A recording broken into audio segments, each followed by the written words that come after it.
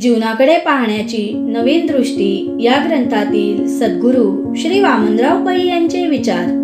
विषय: परमेश्वर आहे का? परमेश्वर म्हणजे मूर्ती नाही, व्यक्ती नाही किंवा नुसती शक्ती पण नाही. चैतन्य शक्तीचा विराट सागर म्हणजे परमेश्वर. या चैतन्य सागरातून अनंत विश्वे निर्माण होतात, काही काळ स्थितीला राहतात व त्यातच लय पावून पुन्हा उदयाला येतात. परमेश्वराचे स्वरूप अक्षरशः अनंत आहे.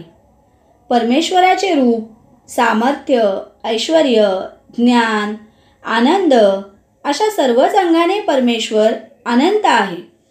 अशा या परमेश्वराचे आनंद हे स्वरूप असून जाणीव हे त्याचे रूप आहे व शक्ती हा त्याचा गाभा आहे. आनंदाचा स्वभाव स्वभावातच स्फुरदूप आहे. त्याचप्रमाणे या आनंदाचा स्वाद घेण्याची प्रवृत्ती स्वभावातच जाणीवेत आहे. या स्वभावाला अनुसरून परमेश्वराला स्वतःच्या शक्तीचा स्वतःच्याच ठायी आलंब घेऊन जाणीवेच्या द्वारा आनंदाचा स्वाद घेण्यासाठी अनंत रूपे, अनंत वेशे विश्वरूपाने प्रकट होण्याची नैसर्गिक स्फुरणा निर्माण होते. ही स्फुरणा सिद्ध साकार होण्यासाठी जी व्यवस्था केली जाते तिला उपाधी असे म्हणतात. ज्याप्रमाणे विजेला म्हणजेच इलेक्ट्रिसिटी प्रकट होण्यासाठी बल्ब, ट्यूब, पंखा वगैरे उपाधींची म्हणजे माध्यमांची आवश्यकता असते, त्याचप्रमाणे परमेश्वराला किंवा विराट चैतन्य शक्तीला प्रकट होण्यासाठी स्थूल उपाधींची गरज असते. पशु, पक्षी, जलचर, माणसे वगैरे सर्व चर प्राणी व झाडे, वनस्पती, खनिजे, दगड, धातू वगैरे सर्व अचर वस्तूंच्या माध्यमातून ही विराट चैतन्य शक्ती प्रकट होत असते. ही विराट चैतन्य शक्ती विश्वरूपाने प्रकट होऊन विश्वातच कशी वास करत राहते हे दृष्टांत देऊन अधिक स्पष्ट करता येईल.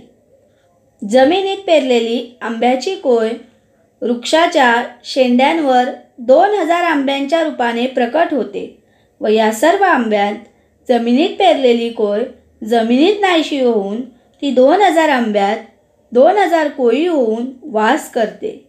त्याचप्रमाणे परमेश्वर विश्वरूपाने प्रकट होतो व विश्वातील प्रत्येक वस्तूत सूक्ष्म रूपाने वास करतो.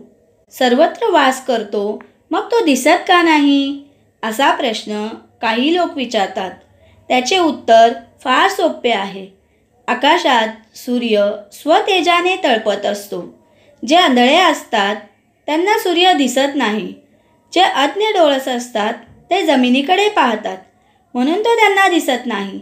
परंतु जे सुज्ञ डोळस असतात ते सूर्याच्या दिशेने पाहतात व म्हणून त्यांना तो स्पष्ट दिसतो.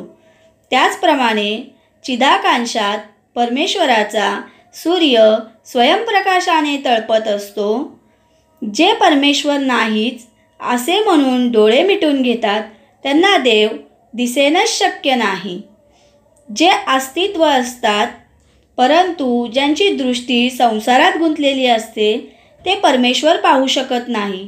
परंतु जे परमेश्वराच्याच दिशेने पाहतात त्यांना परमेश्वर आकाशातील सूर्यासारखा स्पष्ट दिसतो. तात्पर्य: परमेश्वर आहे का हा वादाचा विषय नसून जो परमेश्वर प्रत्यक्ष आहे त्याचा विशिष्ट अभ्यासाने अनुभव घेऊन जीवनाचे सार्थक करणे हेच आमच्या दृष्टीने महत्त्वाचे आहे. विठ्ठल विठ्ठल. जय सद्गुरू, जय जीवन विद्या.